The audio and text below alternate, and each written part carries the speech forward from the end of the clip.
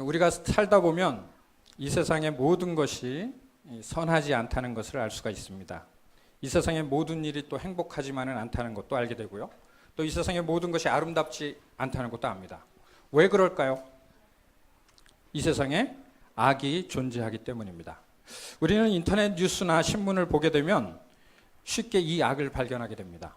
국제 뉴스란을 보면 테러와 전쟁, 그 뉴스가 끊이지 않습니다. 국내 뉴스는 어떻습니까? 정치가들은 매일 거짓말을 하고 있고 기업가들은 과욕을 부리다가 파산합니다.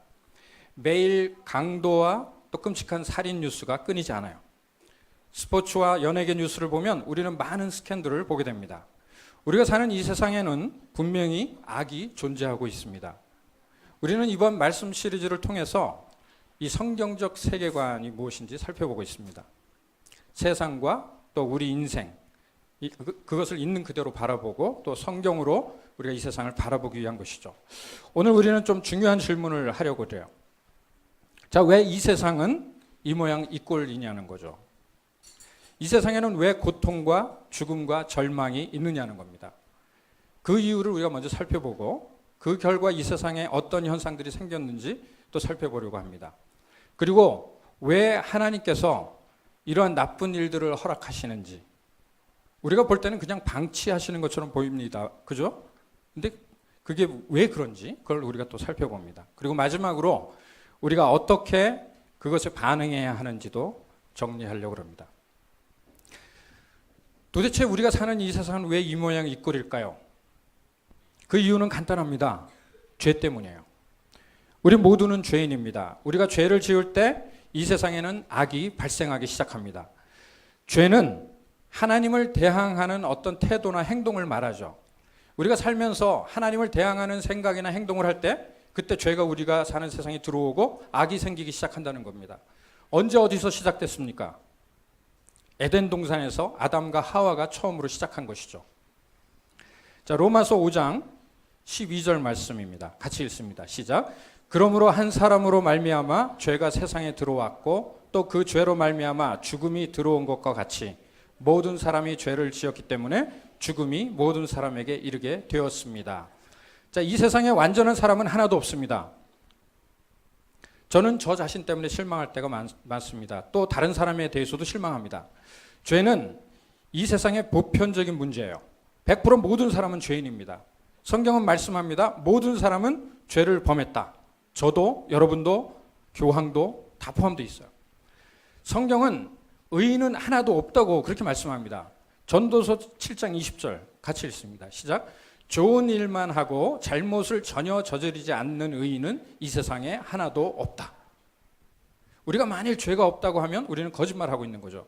왜냐하면 우리는 하나님을 대적하고 거역하는 그 태도와 행동을 계속하고 있기 때문에 그렇습니다. 하나님을 대적하고 거역하는 태도와 행동, 죄에 대해서 성경은 세 가지로 나누어서 얘기해요. 죄가 세 가지가 있어요.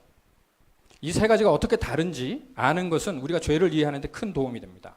먼저 우리가 제일 잘 보편적으로 알고 있는 게 바로 이 sin이에요. 죄. 영어로 sin. 이 단어는 활 쏘기에서 유래된 단어입니다. 활을 쏘았는데 어떤 이유에서인지 표적을 못 맞춥니다. 표적을 놓치는 것을 죄라고 말해요. 표적에 미치지 못할 수도 있고요. 빗나갈 수도 있습니다. 그러니까 문자적으로 죄는 표적에 미치지 못하고 떨어지는 것입니다. 짧아서 미치지 못한다는 것이죠. 이것을 잘 설명해 주는 성경 구절이 바로 로마서 3장 23절입니다. 같이 읽습니다. 시작. 모든 사람이 죄를 범하였습니다. 그래서 사람은 하나님의 영광에 못 미치는 처지에 놓여 있습니다. 자, 하나님의 영광이 있는데 거기에 우리가 미치지 못했어요. 그게 죄예요. 무슨 말씀입니까? 우리가 하나님께서 우리를 만드신 목적을 이루지 못하고 있는 상태를 말합니다. 우리가 보편적으로 알고 있는 죄가 이거예요. 그런데 또 다른 죄가 있대요. 두 번째 단어인데요. 첫 번째하고 조금 다른데요. transgressions라고 영어가 얘기합니다. 이것은 뭐냐면 범위와 한도를 넘어서서 뭔가를 위반하는 겁니다. 그러니까 속도를 위반하는 거로 생각하시면 돼요. 도를 지나치는 거. 이것은 법을 위반하려는 의도와 뜻이 있는 것을 말합니다. 자, 법은 60km로 가라고 하는데 바빠요. 100km를 넘어버렸어요. 그럼 뭐가 날라오죠? 벌금 통지서가 날라오겠죠. 내가 의도적으로 법을 위반하는 것이 또 다른 의미의 죄입니다. 이 sin하고 이 transgression, 여러분 구분하시겠어요? sin은 어떤 기준에 미치지 못하는 것이고요. 두 번째 죄는 어떤 기준을 넘어서는 것, 위반하는 것입니다. 하나님이 어떤 것을 하지 말라고 하셨는데 내가 그것을 하기를 원하는 것이죠. 하나님의 말씀을 위반하는 겁니다. 하나님의 말씀과 명령을 어기는 거예요. 자, 이제 세 번째 있습니다. 세 번째 죄는 iniquity라는 거, 그렇게 영어에서는 얘기해요. 이것은 우리 마음의 태도를 말합니다. 우리 자신의 길을 가려고 하는 기본적인 성향을 말해요. 성경에서 종종 우리 인간을 뭐로 비유하냐 하면 양에 비유합니다. 이사야서에서 우리는 다 양 같아서 각기 제 길로 갔다 이렇게 표현합니다. 각자의 길을 간다. 그것이 바로 세 번째 죄입니다. 모든 사람은 내가 하고 싶어하는 자신의 길이 있어요. 우리는 기본적으로 하나님을 떠나서 자신의 길을 가면서 방황하는 겁니다. 방황합니다. 성경은 이 죄를 부정, 불법, 무법이라고 번역을 하고 있어요. 그것은 우리 인간의 기본적인 속성이죠. 그것은 우리 마음의 질투, 분노, 시기, 거짓말을 하려는 경향, 죄를 지으려는 그런 경향을 말해요. 재밌는 게 이 시편 32편 5절에 이 세 단어가 동시에 들어가 있어요. 그러니까 한글 성경으로는 구분이 안 되는데 이게 다 들어가 있습니다. 같이 한번 우리가 읽어볼까요? 시작. 드디어 나는 내 죄를 주님께 아뢰며 내 잘못을 덮어두지 않고 털어놓았습니다. 내가 주님께 거역한 나의 죄를 고백합니다 하였더니 주님께서는 나의 죄악을 기꺼이 용서하셨습니다. 이 세 가지 죄가 이 한 구절에 다 들어가 있습니다. 우리가 죄라고 이야기하는 거죠. 여기서 또 질문이 생겨요. 죄가 어떤 건지 좀 감이 좀 잡히는데 왜 우리가 이런 죄를 짓는 걸까요? 왜 우리는 하나님을 무시하거나 대항하는 것일까요? 왜 그것을 택할까요? 하나님은 우리를 창조하시고 사랑하시는데 하나님은 왜 우리를 이 모양 이 꼴로 만드셨을까요? 세 가지 측면이 있습니다. 첫 번째는 육신의 본능 때문에 그래요. 육신의 본능. 로마서 8장 7절입니다. 같이 읽습니다. 시작. 육신에 속한 생각은 하나님께 품는 적대감입니다. 그것은 하나님의 법을 따르지 않으며 또 복종할 수도 없습니다. 그러니까 마치 어린아이가 자기 부모의 말을 듣지 않으려고 하는 것과 같아요. 여러분 자녀 중에 싫어, 아니야 라고 말하는 우리 자녀들이 있잖아요. 또 이건 내 거야. 그런데 이런 말을 아무도 가르쳐준 사람이 없습니다. 그러니까 자연스럽게 배운 것이죠. 우리 인간 육신의 본능입니다. 자기중심적으로 사는 것이죠. 성경은 만물 중에 가장 부패한 것이 뭐라고요? 인간의 마음이라고 말하죠. 무슨 말입니까? 저와 여러분이 거짓말할 수 있는 엄청난 능력을 갖고 있다는 거예요. 문제는 다른 사람에게 거짓말하는 것보다 자기 자신에게 하는 것이 더 무섭습니다. 그러니까 우리에게 필요한 것은 성경에서 말씀하는 이 진리예요. 우리는 항상 진리를 볼 수가 없습니다. 왜 우리의 이 육신의 본능, 이 마음이 말하는 대로 우리가 해야 하기 때문에 그렇다는 거죠. 첫 번째는 육신의 본능이고요. 두 번째는 우리가 죄를 짓게 되는 이유는 학습 때문입니다. 잘못된 학습. 우리는 우리 주변의 사람들로부터 죄를 학습하게 돼요. 우리는 자라면서 이 롤 모델을 찾게 됩니다. 우리 부모님이 완벽하지 못하기 때문에 우리는 자라면서 다른 사람들을 보고 저 사람처럼 되고 싶어 하면서 롤 모델을 찾게 되죠. 마찬가지로 우리의 육신적 본능은 학습을 통해서 우리를 죄인으로 만들어가요. 우리는 어려서부터 친구를 잘 사귀어야 한다는 이야기를 들으면서 자랐습니다. 잘못된 친구 그룹에 들어갈 때 어떤 결과가 나타나는지 우리는 잘 압니다. 왜 그렇습니까? 단지 내 본성이 문제가 있기 때문만은 아니죠. 다른 사람과 어울려서 학습이 일어날 때 놀라운 결과가 일어나요. 잘못된 것을 배우게 된다는 것이죠.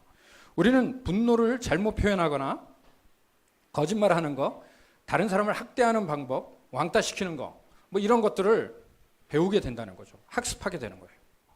또 하나, 세 번째로 죄를 짓게 되는 이유는 문화 때문입니다. 우리가 속한 문화는 우리를 이기적인 사람으로 만들어요. 최고가 되라. 너 자신이 원하는 대로 해라. 사탄은 이 문화를 사용해서 우리가 죄를 짓게 합니다. 로마서 12장 1절에서 분명하게 말씀하고 있어요. 너희는 이 세대를 본받지 말아라. 영어 성경에 보면 뭐라고 말합니까? Don't copy this world. 카피하지 말으라는 거죠. 우리 육신의 본능, 또 잘못된 학습, 그리고 문화, 이것들이 우리로 하여금 죄를 선택하게 만든다는 것입니다. 여러분, 오늘 조금 어두운 이야기를 지금 제가 하고 있지만 우리는 이 사실을, 또 이 현실을 직시해야 돼요. 이걸 우리가 피하면 안 됩니다. 우리는 이 사실을 정확하게 알아야 되고 이걸 받아들여야 돼요. 그게 첫 번째 스텝이에요. 세상이 왜 이 모양 이 꼴이냐 하면 바로 저와 여러분의 죄 때문에 그렇다는 거죠. 다른 사람이 아니에요. 우리의 죄 때문에 그런 거예요. 한 가지 복음은 무엇이냐 하면 이러한 죄를 해결할 수 있는 길을 하나님께서 열어주셨다는 겁니다. 죄의 용서의 길을 보여주셨다는 거죠. 또한 하나님은 우리가 완벽하지 않다는 것을 우리 하나님이 너무 잘 아신다는 것입니다. 우리가 그것을 받아들이지 않을 뿐이죠.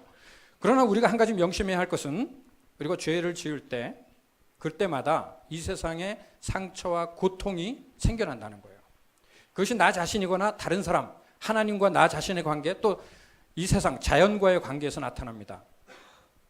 이런 죄 많은 세상을 성경은 뭐라고 얘기하냐면 타락했다, 타락한 세상, 또 혹은 깨어진 세상, 이렇게 표현합니다. 죄로 인한 악이 이 세상에 들어오면서 이 세상의 모든 것은 부패하고 썩었어요. 하나님께서 완벽하게 만드신 세상이 타락한 세상이 된 거죠. 많은 사람이 이 사실을 이해하지 못합니다. 세상을 보면 그럴싸해 보여요. 삐끗번쩍하잖아요. 파워가 있어 보입니다. 그런데 이 세상은 어떻게 되어 있다고요? 깨어져 있고요, 부패했고 타락했습니다. 이것이 성경에서 말하고 있는 세상이고 세상에 대한 관점이에요. 우리는 죄 많은 세상에 살고 있다는 겁니다. 이 타락한 세상이 어떤 모습일까요? 우리가 살고 있는 이 세상에 죄가 들어왔을 때 5가지 영역에 영향을 미치게 됩니다. 그걸 좀 살펴보려고 합니다. 타락한 세상의 5가지 결과들은 무엇일까요? 첫 번째는 자연재해와 질병입니다. 이 자연세계는 항상 순리대로 작용하게 되어 있습니다. 그러나 종종 그 순리가 깨어질 때가 있어요. 그것을 우리는 자연재해라고 부릅니다. 왜 지진과 태풍이 있고 기근과 같은 자연재해가 생깁니까? 왜? 이 땅이 타락했기 때문에 그래요. 아담과 하와의 죄로 인해서 땅까지 저주를 받아서 불완전해진 것입니다. 로마서 8장 20절,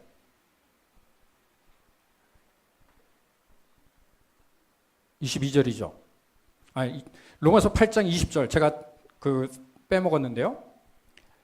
뭐라고 표현하냐면 피조물이 허무에 굴복했지만 이라고 그렇게 말을 합니다. 피조물. 다른 번역에서는 피조물이 그 목적을 잃어버렸다라고 번역하고 있어요. 요즘은 출산이 어려운 때입니다. 출산을 해도 정상적인 아기를 낳기가 어렵다고 산부인과 의사들은 말을 합니다. 너무 기형이 많고 비정상적인 출산이 많아요. 왜 그렇습니까? 엄마들이 자기가 하고 싶은 대로 하고 뭐 술을 마시고 또 약을까지 합니다. 죄로 인해서 자기가 하고 싶은 것을 하는 거죠. 아이는 잘못한 게 없는데 죄의 결과로 비정상적인 결과를 얻게 되는 거죠. 누군가의 죄 때문에 순리가 깨지게 돼요. 자연세계와 질서는 혼돈 가운데 있습니다. 모든 환경적인 결과는 죄의 결과예요. 악의 결과입니다. 그래서 오늘 로마서 8장 22절에서 계속 말씀합니다. 같이 읽어볼까요? 시작.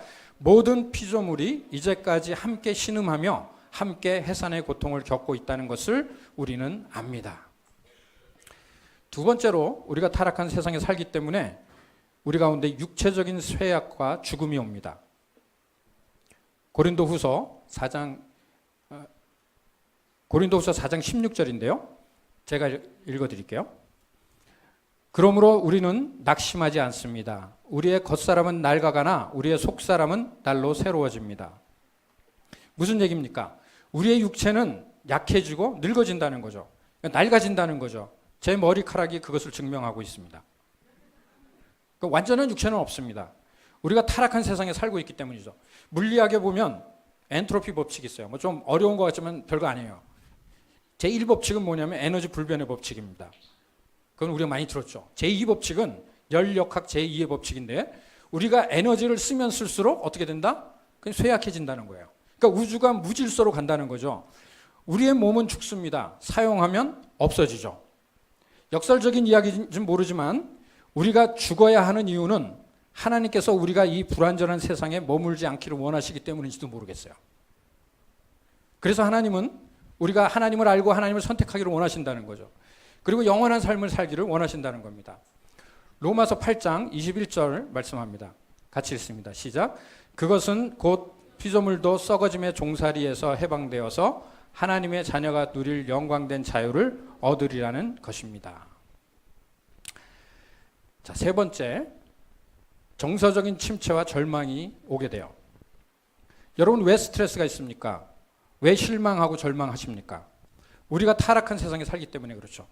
죄와 악이 존재하기 때문에 우리는 불완전한 세상에 삽니다. 스트레스는 이 타락한 세상에서 사는 결과예요. 우리가 대표적으로 실망하는 것은 결혼 생활입니다. 많은 젊은이들이 결혼을 합니다. 그런데 결혼식과 결혼 생활을 착각해요. 평생 동안의 결혼 생활을 준비하기보다는 한두 시간에 끝날 결혼식에 수많은 시간을 보냅니다. 아직 결혼 안 하신 분들 꼭 기억하시길 바라요. 결혼 생활을 준비하는 것이 결혼식을 준비하는 것보다 더 행복하게 만들어요. 결혼식 때문에 결혼 상담이나 결혼에 대한 교육을 받을 시간이 없다고 말하는 사람들이 많습니다. 여러분, 결혼만 그렇지 않습니다. 우리는 때때로 이벤트에 실망합니다. 진리 이외에 모든 것이 우리를 실망시킵니다. 왜냐하면 이 세상은 불완전하기 때문에. 여러분, 우리가 성숙해진다는 것은 우리가 겪는 이 실망을 받아들이는 것을 배우는 것입니다.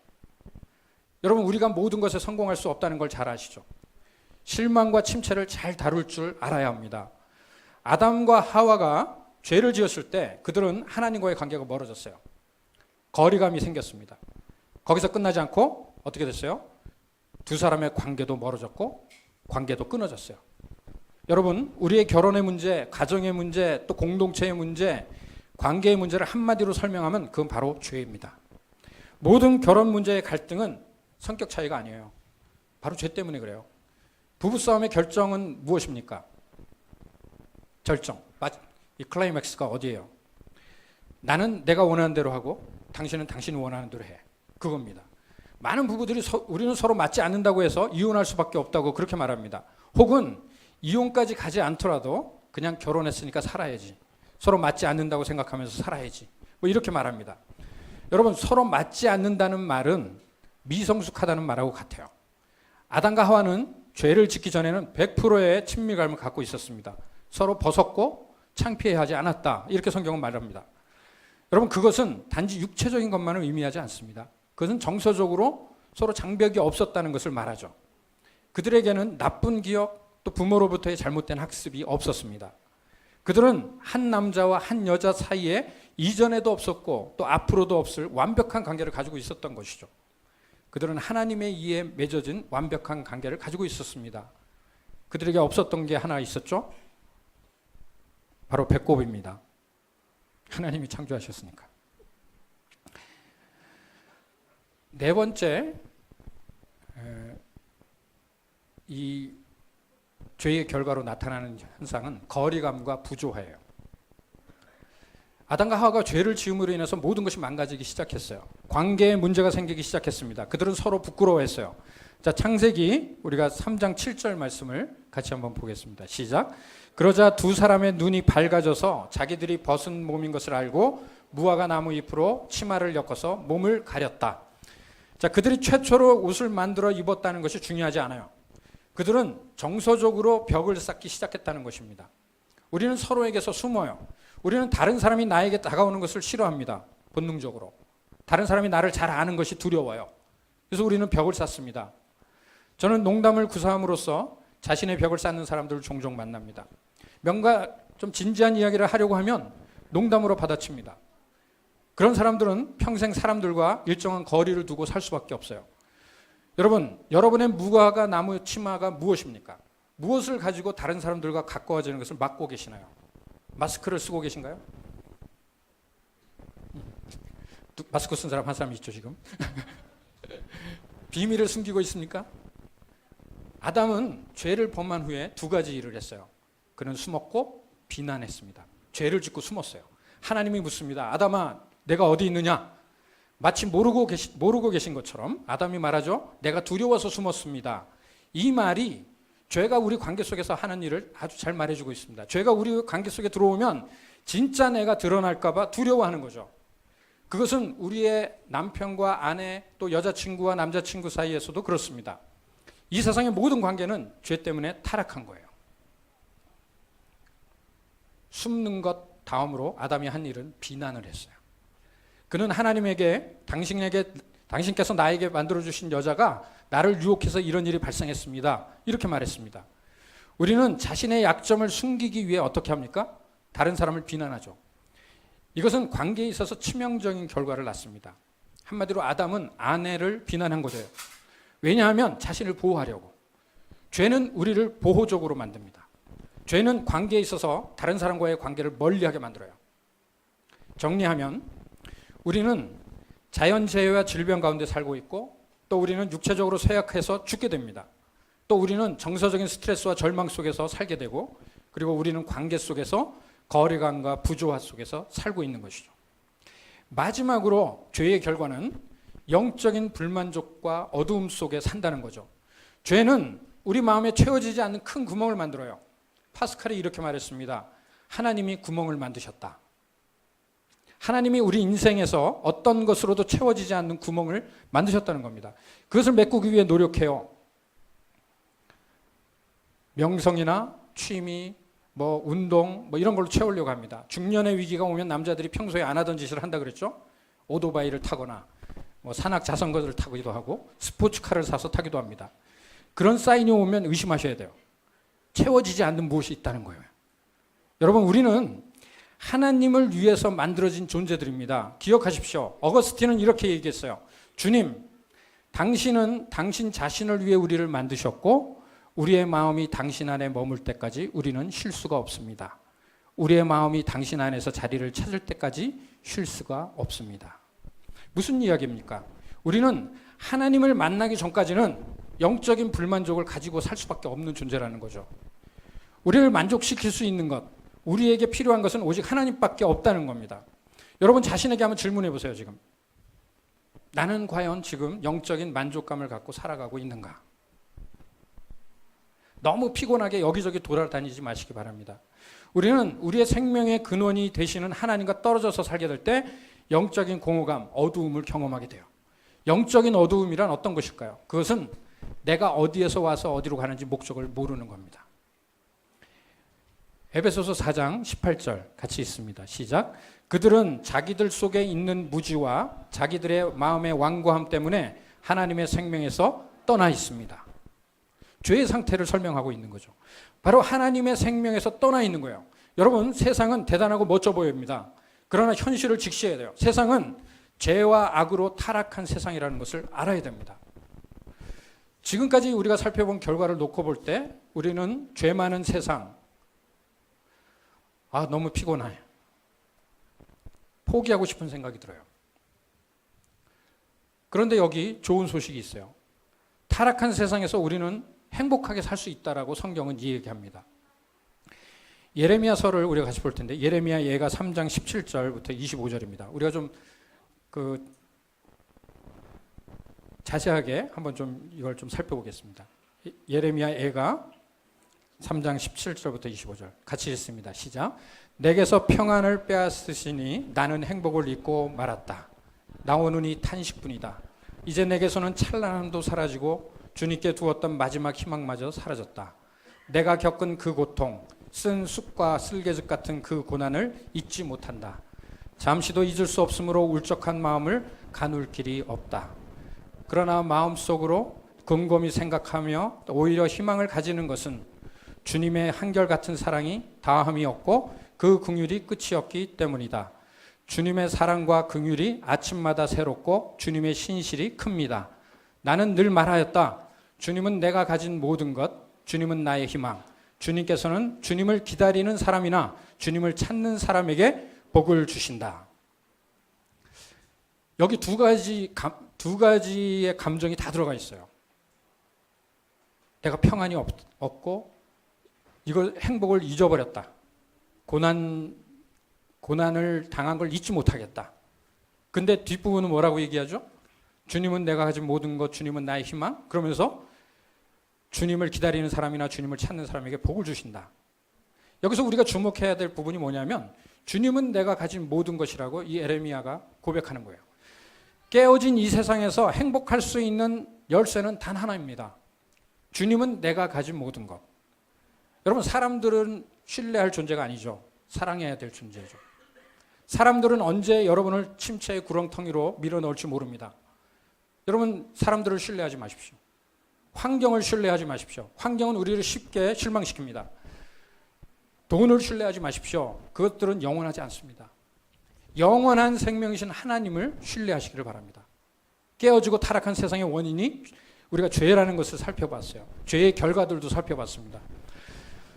여기서 또 우리가 질문을 할 필요가 있습니다. 도대체 하나님의 대책은 뭡니까? 하나님은 왜 이 세상을 접으시지 않으시는가? 왜 이 세상을 그냥 놔두시는가죠? 이 세상은 타락했지만 하나님은 여전히 이 세상을 통치하고 계세요. 그리고 하나님의 역사는 계속 이어지고 있습니다.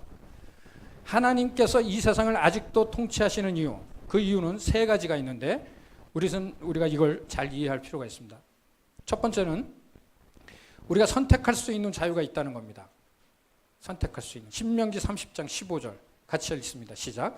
보십시오. 내가 오늘 생명과 번영, 죽음과 파멸을 당신들 앞에 내놓았습니다. 자, 하나님은 우리가 선과 악, 생명과 번영, 생명과 죽음에서 이 선택할 수 있도록 하셨다는 말씀이죠. 우리는 양심을 갖고 있기 때문에 그렇습니다.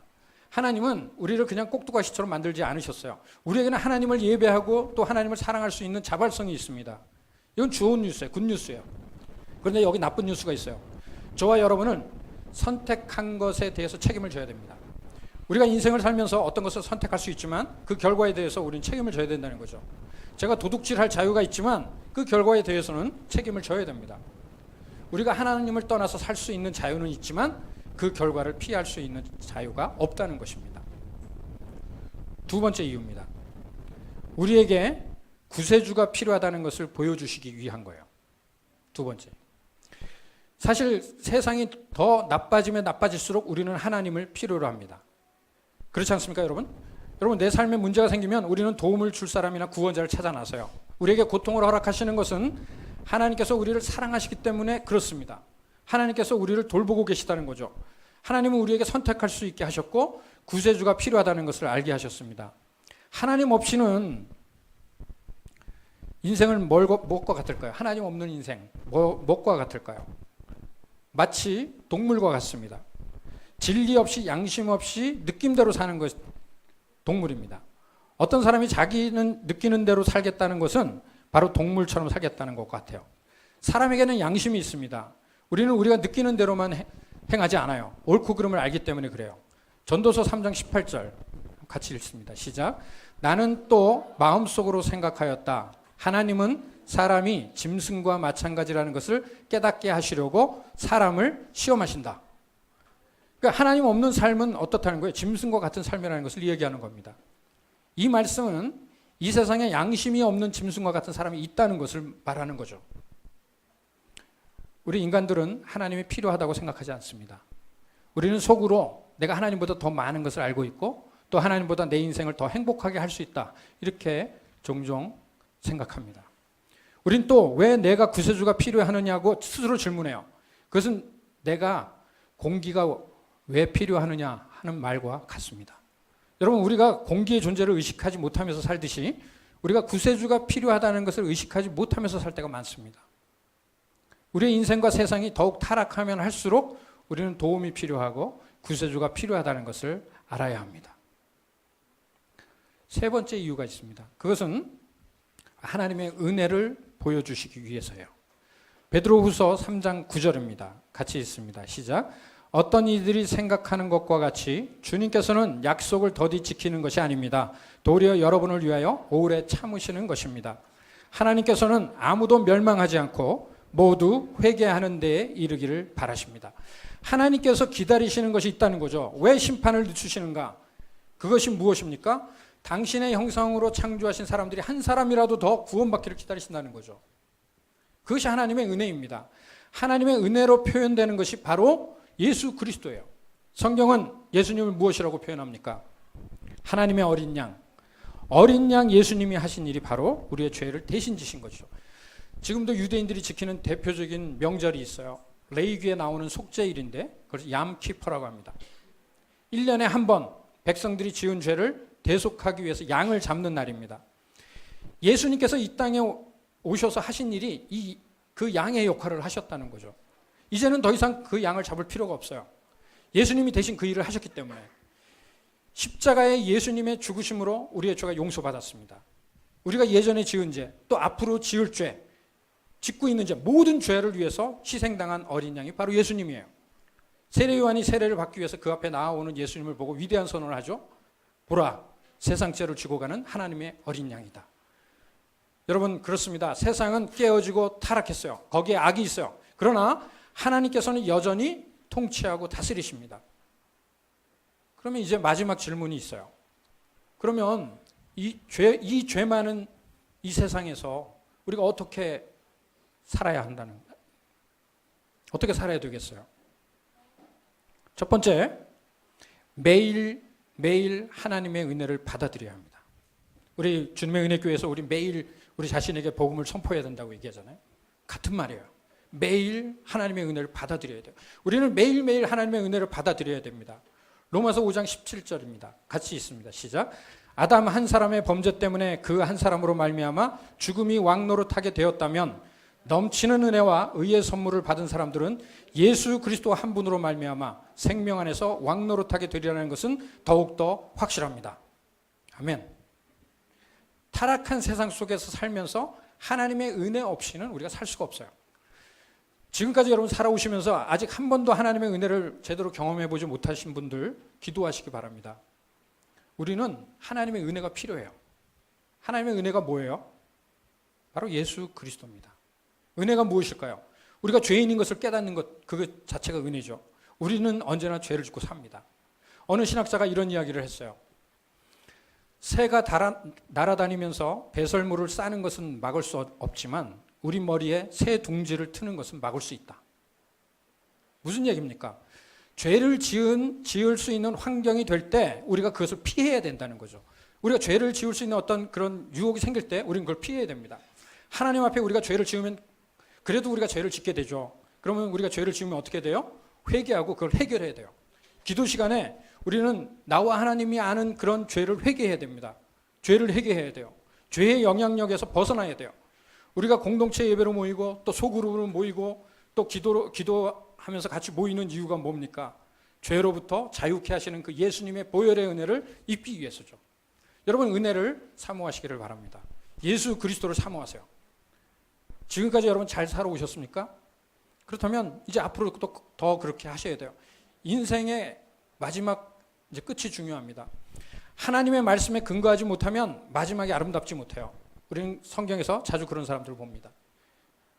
여러분, 오늘도 우리는 선택하면서 살아가야 합니다. 두 번째 우리의 반응은 이 세상의 삶이 잠깐이라는 것을 기억해야 돼요. 이 타락한 세상의 것들을 너무 붙들지 마시기를 바랍니다. 왜냐하면 우리가 보는 모든 것들은 영원히 지속되지 않습니다. 모든 것들이 하루아침에 사라질 수 있어요. 사라집니다. 두 가지만 남아요. 하나님의 사람들과 말씀, 두 가지만 남습니다. 우리 인생을 어디에 세워야 할지 분명히 우리가 알아야 됩니다. 시편 119편 19절 같이 읽습니다. 시작. 나는 땅 위를 잠시 동안 떠도는 나그네입니다. 히브리서 13장 14절 시작. 사실 우리에게는 이 땅 위에 영원한 도시가 없고 우리는 장차 올 도시를 찾고 있습니다. 세 번째로 사람들이 만든 해결책을 거부해야 돼요. 무슨 말일까요? 여러분, 우리가 깨어진 가정, 깨어진 꿈, 병든 몸, 깨어진 약속과 신뢰, 황폐한 자연, 이 모든 것들은 우리 인간의 방법들이 만들어 놓은 결과들이라는 거예요. 하나님을 믿고 신뢰하기보다 인간들이 만들어 놓은 방법들을 우리는 거부해야 됩니다. 에베소서 에레미야 2장 13절 말씀이 잘 설명해 주고 있어요. 같이 읽습니다. 시작. 참으로 나의 백성이 이 두 가지 악을 저질렀다. 하나는 생수의 근원인 나를 버린 것이고 또 하나는 전혀 물이 고이지 않는 물이 새는 웅덩이를 파서 그것을 샘으로 삼은 것이다. 물이 새는 웅덩이를 파서 그것을 샘으로 삼은 것이다. 놀라운 비유죠. 우리는 계속 그러고 있는 거예요. 그냥 삽질만 하고 있는 거죠. 얼마나 우리의 현실을 잘 설명해 주고 있습니까? 인간들의 해결책과 방법들을 가지고 이 세상의 타락의 증상들을 치료해 줄 수는 있지만, 증상을 치료해 줄 수는 있어요. 그러나 근본적인 원인을 해결해 줄 수는 없다는 겁니다. 우리의 필요를 채울 수 있는 것은 이 세상에 없어요. 마지막으로 이 타락한 이 세상에 대한 우리의 반응은 하나님의 사랑으로 세상을 이겨야 됩니다. 마지막으로 우리가 타락한 이 세상에 대해서 반응해야 할 것, 하나님의 사랑으로 타락한 이 세상을 이겨야 돼요. 다른 말로 얘기하면 하나님의 사랑을 우리는 전해야 됩니다. 여러분, 우리가 분명한 성경적인 죄, 성경에서 얘기하는 죄가 뭔지, 이 성경적인 세계관, 이게 없으면 우리는 세상에 이런 일이 왜 생기는지 질문만 해요. 지금까지 왜 이런 일들이 생기는지 제가 말씀드렸어요. 성경에서 얘기하고 있어요. 그리고 우리가 해야 할 일은 뭐냐 하면 우리가 경험한 그 하나님의 사랑, 하나님의 은혜를 전하는 겁니다. 빌립보서 2장 15절에 여기에 대해서 아주 우리에게 격려가 되는 말씀이 있습니다. 같이 읽겠습니다. 시작. 그리하여 여러분은 흠이 없고 순결해져서 구부러지고 뒤틀린 세대 가운데서 하나님의 흠없는 자녀가 되어야 합니다. 그리하면 여러분은 이 세상에서 별과 같이 빛날 것입니다. 우리 다시 한번 읽을까요? 아주 멋진 말씀이죠. 시작. 그리하여 여러분은 흠이 없고 순결해져서 구부러지고 뒤틀린 세대 가운데서 하나님의 흠없는 자녀가 되어야 합니다. 그리하면 여러분은 이 세상에서 별과 같이 빛날 것입니다.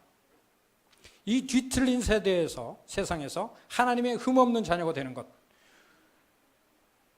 하나님의 사랑을 반사하는 그런 역할을 해야 한다는 거죠. 하나님의 사랑으로 이 타락한 세상을 우리는 이겨야 합니다. 저는 우리 주님의 은혜의 성도들이 바로 이 말씀에 의거해서 하나님의 사랑으로 이 타락한 세상을 이길 수 있기를 바랍니다. 죄 많은 이 세상을 하나님의 사랑으로 우리는 정복해야 돼요. 여러분 가까운 가족들, 이웃들에게 그렇게 하실 수 있기를 바랍니다.